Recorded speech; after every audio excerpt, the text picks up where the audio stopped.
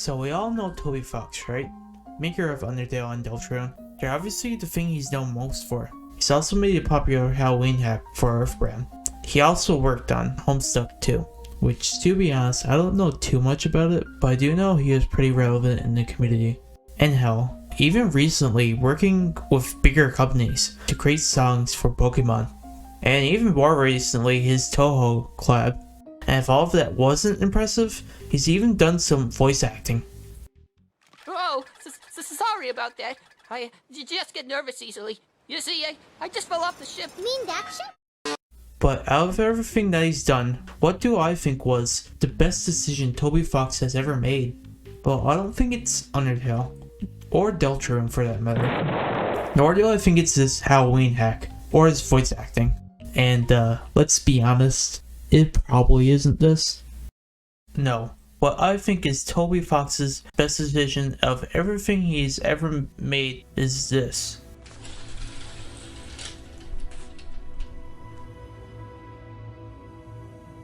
What? Can't see anything? Well, that's because you don't need to. You're listening to it. That's right. I think the best decision Toby Fox has ever made is his music. At least kinda. But before I explain, I kinda need to gush over how good Toby's music is. So chances are, if you're watching this, you have at least heard one of Toby Fox's songs. And you'd probably agree with me that it's good.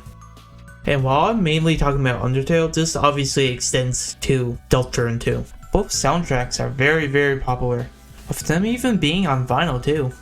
And while I'm no music theorist or anything like that, I'm going to kind of try to explain why Toby Fox's songs are so good. And starting off, I don't think there's just one reason that Toby Fox's songs are so good. After all, different people like music for different reasons. Some might like a song for a different reason than someone else. But I do think there are a few commonalities to the songs. Firstly, they're all thematic. Toby Fox didn't just hire someone to write the music for Undertale. All of it, or nearly all of it, was made by him.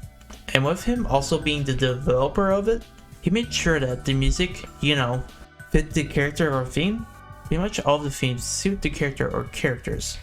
Papyrus's theme is kind of wacky, and he is kind of a wacky character that usually tries to be a little bit serious at times, but is usually pretty goofy, which 100% fits his theme.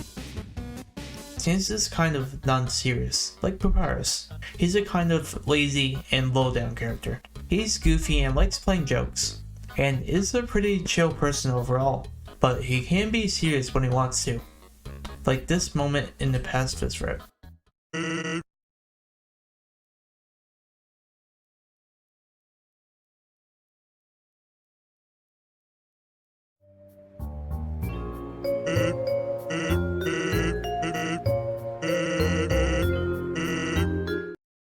And you know, the iconic song, which again 100% fits the seriousness of the battle.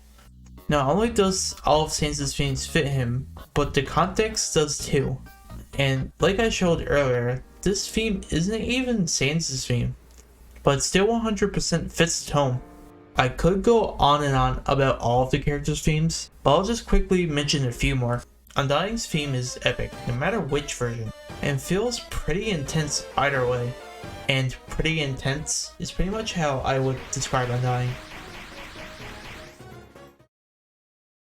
Asgore's theme, while intense, is more climactic. Over the entire game, Asgore has been name dropped on multiple occasions and presumed to be the final boss. And while it's not, at least in the pacifist route, it still 100% feels like it. It feels like a theme of the final boss. It feels like the end of your journey, and it's really good and climactic. So, I've described how well the themes work with the characters, but what else contributes to the music's popularity? Well, I don't think this is the biggest reason, but still something of note, and it's the use of leitmotifs. While the use of leitmotifs is quite frequent in Undertale, it seems there are plenty more in Deltarune, with this probably being the most prevalent or popular one.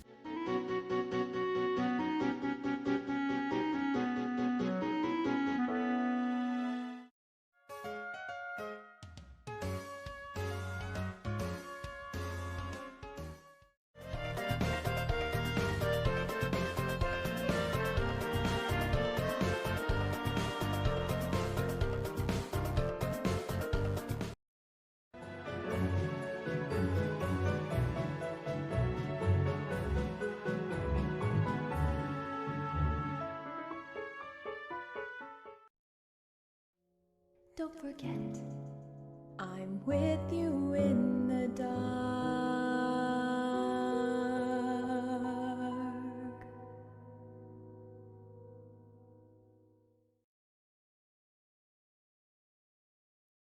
And these are more or less in the first 20 minutes, and there are plenty more. If I were to go through all of them, I would be here all day. But there is also the motif associated with the secret bosses.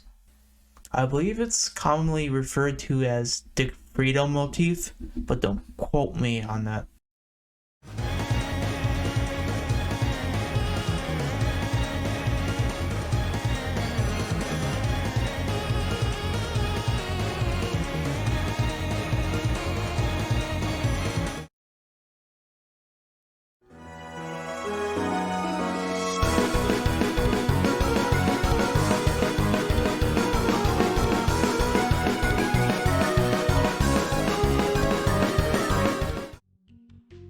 Anyway, the reason this plays a part in Toby's music popularity is the use of common themes.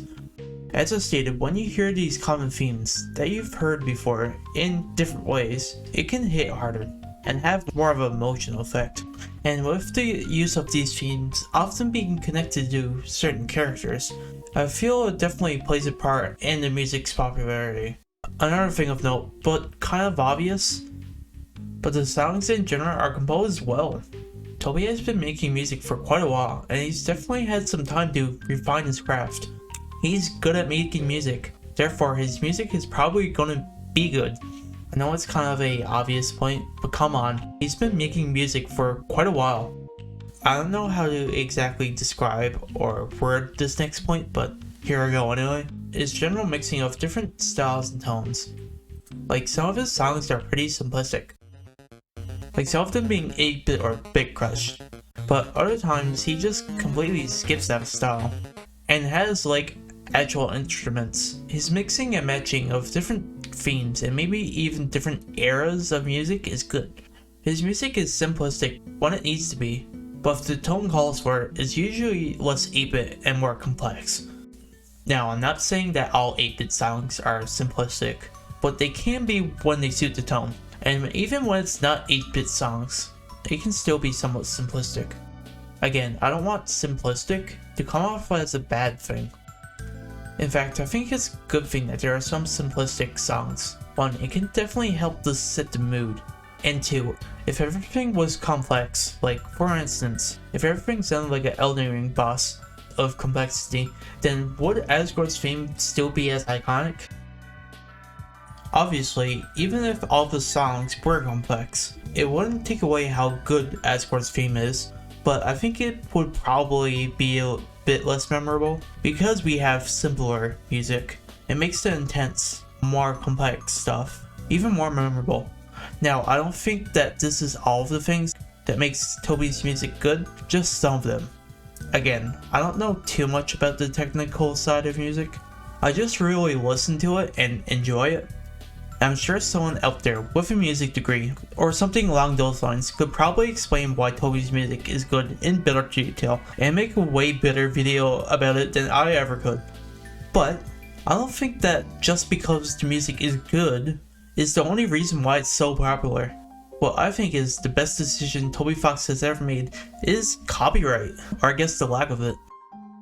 Toby Fox, unlike a lot of other companies, doesn't give a shit if you use his music, and that decision to not really care who uses their music is the reason why Toby Fox's music is so popular, in my opinion.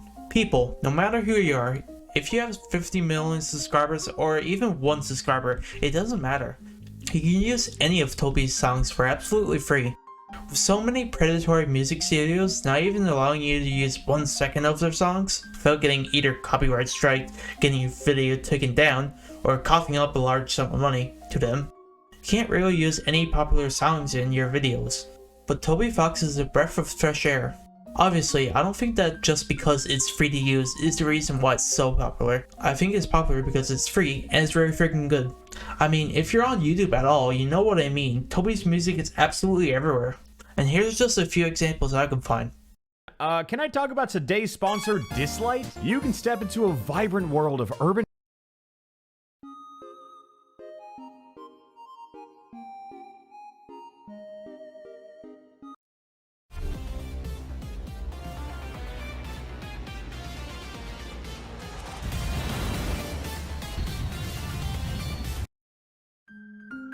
And that's just some of them. Toby's music is absolutely everywhere.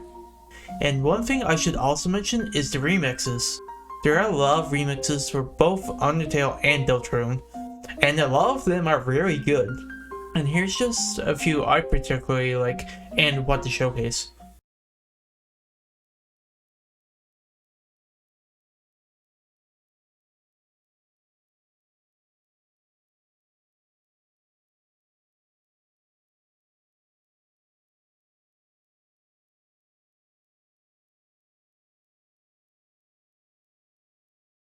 And not only are the remixes good, but they're also pretty popular too. And if Toby's pretty lax stance on using his music, I'm sure that contributed to a lot more of these being made. While there are of course remixes to popular songs, especially video games, I figured I should mention it anyway. And one thing I should also mention is more official remixes, quote unquote. Look at Undertale Yellow. Undertale Yellow is obviously very inspired by Undertale, and a lot of the songs in it are remixes of the original Undertale USC. While it does have quite a few original songs, they still do usually take a heavy inspiration from Undertale.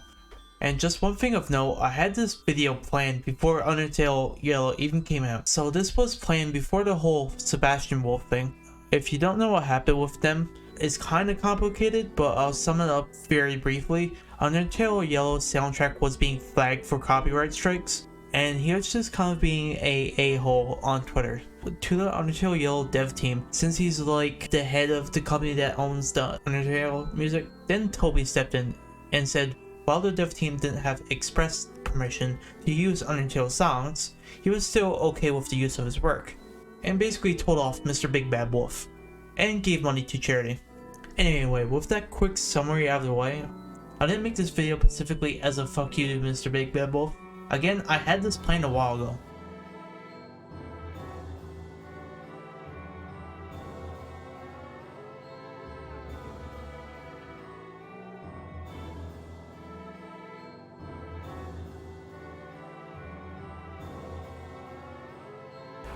Sorry for the small rant there. This is just something I'm really passionate about, and it's just something I just wanted to get off my chest. Anyway, moving on to the actual video. And of course, up until now, I've mostly been talking about this through the eyes of the internet, because while it is very influential on the internet, but obviously it's not just popular on the internet. I'm sure you have at least seen one of these before, but Toby's music has been seen in some weird places, like weird in a way that you would probably not see a video game soundtrack. I mean, it's been used on news channels. And it will continue to recover with some mild fluctuations.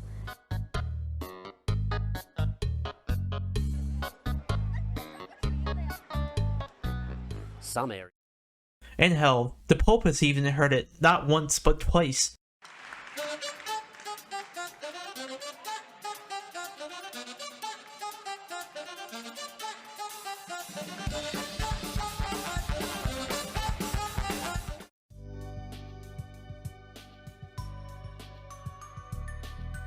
At this point, it's hard to find a place where you haven't heard one of Toby's songs, and it's just because they're so good. Not only is it easily accessible, but you can really just use it whenever you want, or having to pay a boatload of cash. Something that you can just freely use, parody, remix, etc. is a rarity nowadays, and let alone one that's actually good. Because of Toby's decision, Undertale, and to a lesser extent Deltarune, became something more than just a game, only appealing to gamers. While one of the biggest entertainment mediums is only just one medium, but music. Music kind of transcends all barriers. It doesn't matter how old, young, male, female, and everything in between. Hell, even speak the same language. Music can transcend all of that, and Toby's work definitely can. And that is what I think is the best decision Toby Fox has ever made. It's not just one thing per se, but multiple decisions he's made around his music. 1. His music is good due to a number of factors, like his use of leitmotifs and general character themes, and all of the music is thematic. All of the songs just hit in the right places and at the right time. And I think a factor of why the music is so good is just because how long Toby has been doing it. but I don't think it's actively the main factor on why Toby's music is so popular. Sure, it's one of the big reasons, but not the biggest. No, I think that Toby's basically free use attitude, whoever can use his music, by not only being good music, but allowing anyone to just parody, remix, etc. was Toby's best decision, and because of that decision, there's not many people that haven't heard his music. And it's not like Toby is really losing anything from deciding so either. Toby was able to get people who might have never even been interested in the genre of, say, video game music, and in turn gain more exposure than ever. Whether you're on the internet, watching the news, or really whenever, you can't go too far without hearing something done by Toby. Toby's lacks feelings on his copyright, and quite frankly, is a breath of fresh air, compared to a lot of major companies nowadays. And due to that, his music is quite popular than a lot of AAA or ordinary song publishers, and quite frankly, gathered more attention, fans, and exposure than any big company would kill for. And that is what I believe is the best decision Toby Fox has ever made.